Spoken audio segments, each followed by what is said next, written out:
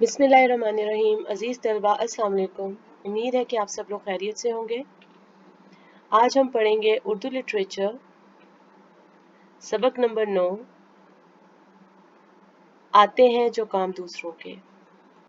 अज़ीज़ तलबा, जैसे कि हमें सबक के उन्वान से ही समझ आ रही है कि इस सबक में हम लोग सीखेंगे कि दूसरों के काम कैसे आते हैं और किन किन हालात में हमें एक दूसरे का साथ देना चाहिए। सबसे पहले हम इस सबक की पढ़ाई करेंगे। सबक को पढ़ने से पहले मकासद की तरफ आ जाएं। इस सबक को पढ़ने के बाद आप इस काबिल हो जाएंगे कि सबक की पढ़ाई दुरुस्त तलफ़्फ़ुज़ के साथ कर सकेंगे। हंगामी सूरत हाल मसलन हादसा, सैलाब, ज़ल्ज़ला वगैरह में अपनी हिफाजत के साथ दूसरों की मदद कर सकेंगे।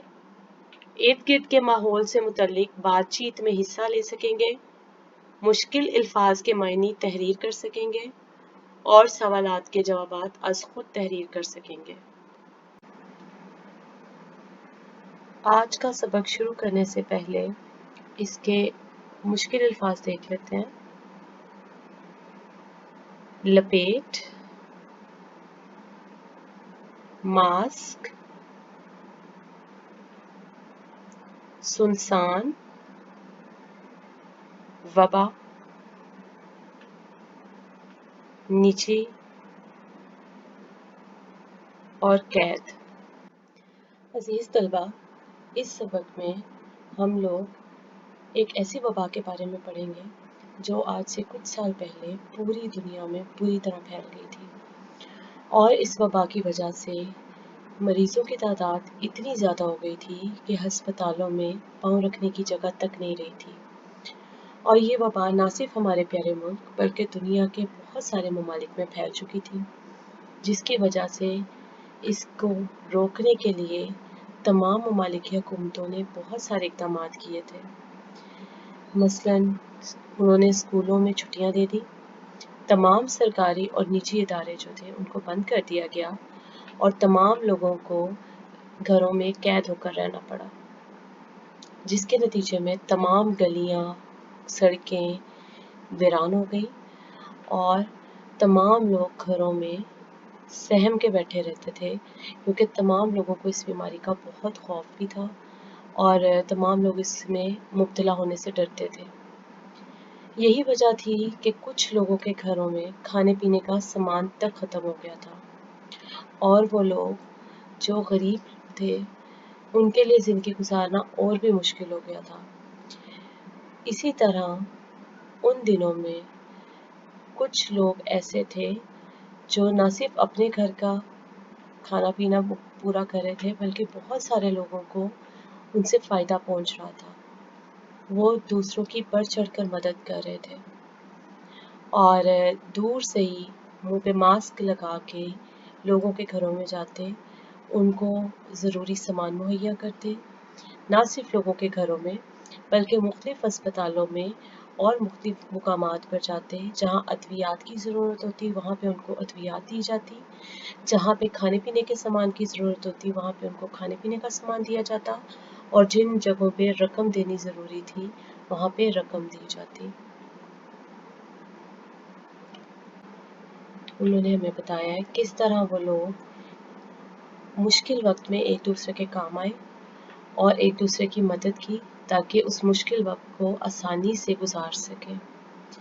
प्यारे बच्चों, खिदमत खल्क जो होती है वो बहुत ज़रूरी है और अल्लाह ताला को बहुत पसंद है।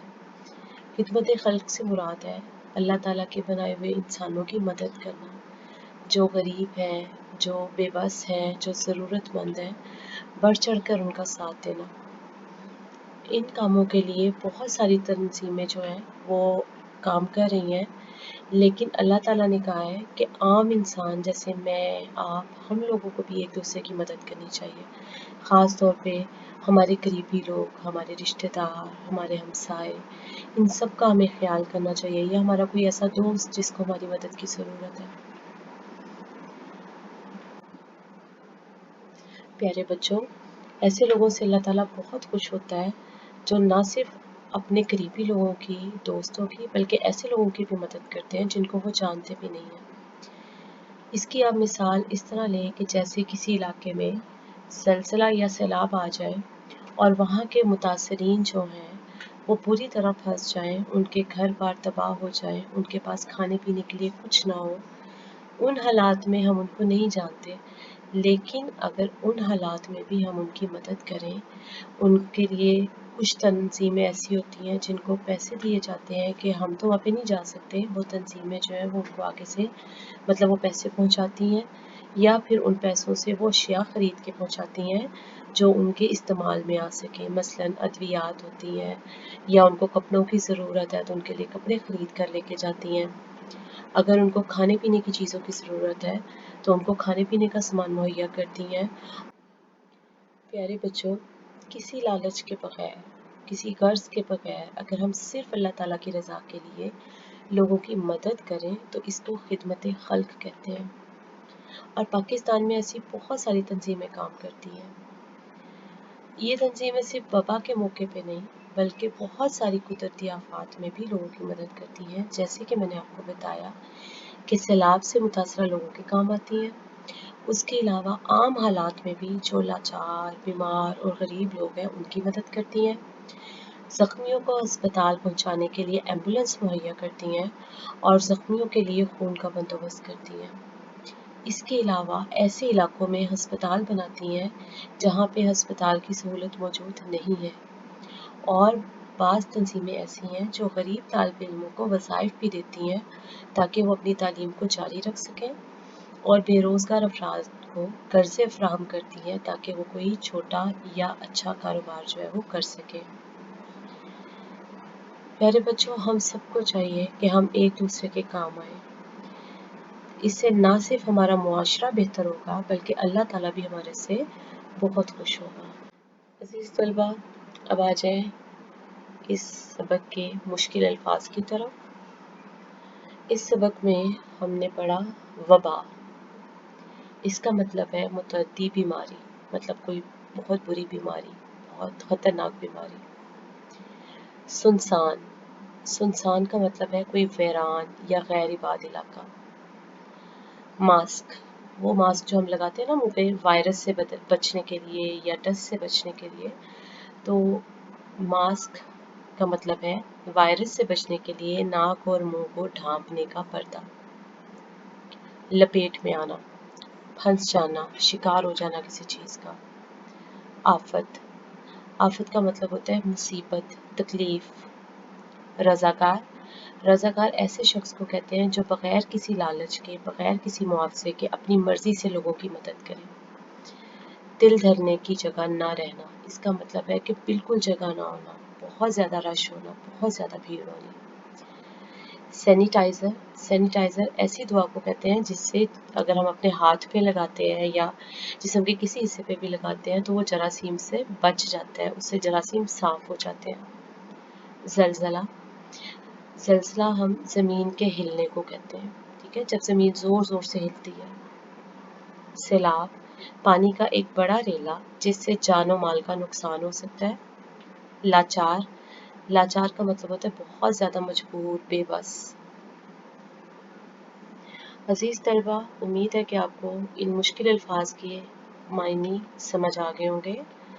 آئیے اب ہم آج کے کام کی طرف چلتے ہیں جو آپ لوگوں کا گھر کا کام ہے۔ آپ نے ان سوالات کے جوابات تحریر کرنے ہیں۔ آپ نے ان تمام مشقی سوالات کے جواب بہت ہی خوبصورت لکھائی میں اپنی کاپی میں لکھنے ہیں۔ مارجن لائن کا خیال رکھیے گا۔ اس کے علاوہ دونوں طرف پہ دن اور تاریخ کو لکھنا مت بھولیے گا۔ سب سے پہلے آپ نے لکھنا ہے حکومت نے وبا کو روکنے کے لیے کیا اقدامات کیے۔ جیسا کہ آپ نے پڑھا کہ حکومت نے وبا کو روکنے کے لیے اسکولوں اور نجی اور سرکاری اداروں میں چھٹیاں دے دی تھیں اور تمام لوگوں کو گھروں سے باہر نکلنے سے منع کر دیا تھا۔ سوال نمبر 2، خدمت خلق سے کیا مراد ہے؟ تو اس کا جواب ہے کہ خدمت خلق سے مراد ہے کہ بغیر کسی لالچ یا بغیر کسی غرض کے صرف اللہ تعالیٰ کی رضا کی خاطر لوگوں کی مدد کرنا۔ سوال نمبر 3، خدمت خلق کے رضاکار کرونا وبا کے دوران لوگوں میں کیا چیزیں تقسیم کر رہے تھے؟ تو اس کا جواب ہے خدمت خلق کے رضاکار کرونا وبا کے دوران لوگوں میں کھانے پینے کی اشیاء تقسیم کر رہے تھے، اس کے ساتھ ساتھ ماسک اور سینیٹائزر تقسیم کر رہے تھے، اور ان جگہوں پہ جہاں ادویات کی ضرورت تھی وہاں پہ لوگوں کو ادویات مہیا کی جا رہی تھی، اور جن علاقوں میں ایمبولینس کی ضرورت تھی وہاں پہ ایمبولینس دی جا رہی تھی۔ سوال نمبر 4 ہے، خدمت خلق کی تنظیمیں کن موقعوں پر لوگوں کے کام آتی ہیں؟ خدمت خلق کی تنظیم ہر موقع پہ لوگوں کے کام آتی ہے۔ مثال کے طور پہ اگر کوئی وبا پھیل جائے یا کوئی اور قدرتی آفت ہو جیسا کہ سیلاب، زلزلے، ان سب میں یہ اپنے کاموں میں آگے آگے ہوتی ہیں، لوگوں کو ہر طرح کا سامان مہیا کرتی ہیں، خواہ وہ راشن ہو، خواہ وہ ادویات ہوں، یا ان کی ضرورت پوری کرنے کے لیے پیسے ہوں یا کپڑے ہوں، غرض ہر وہ چیز مہیا کرنے کی کوشش کرتی ہیں جس کی اس وقت لوگوں کو ضرورت ہوتی ہے۔ اس کے علاوہ یہ لوگ امن کے دنوں میں بھی اپنے کام جو ہے وہ جاری رکھتے ہیں۔ مثال کے طور پہ جہاں پر بچے تعلیم حاصل نہیں کر پا رہے ہوتے، بہت غریب ہوتے ہیں، ان بچوں کے لیے یہ وظائف مقرر کرتی ہے۔ جو لوگ بے روزگار ہوتے ہیں ان کو روزگار مہیا کرنے کے لیے قرضے دیتی ہیں۔ اسی طرح جہاں پہ ہسپتال موجود نہیں ہوتے ان علاقوں میں ہسپتال بنواتی ہیں۔ عزیز طلباء، مجھے امید ہے کہ آپ کو تمام سوالات کے جوابات کی سمجھ آ گئی ہوگی۔ آپ نے اپنے جوابات اپنے سبق کی مدد سے اپنے الفاظ میں تحریر کرنے ہیں۔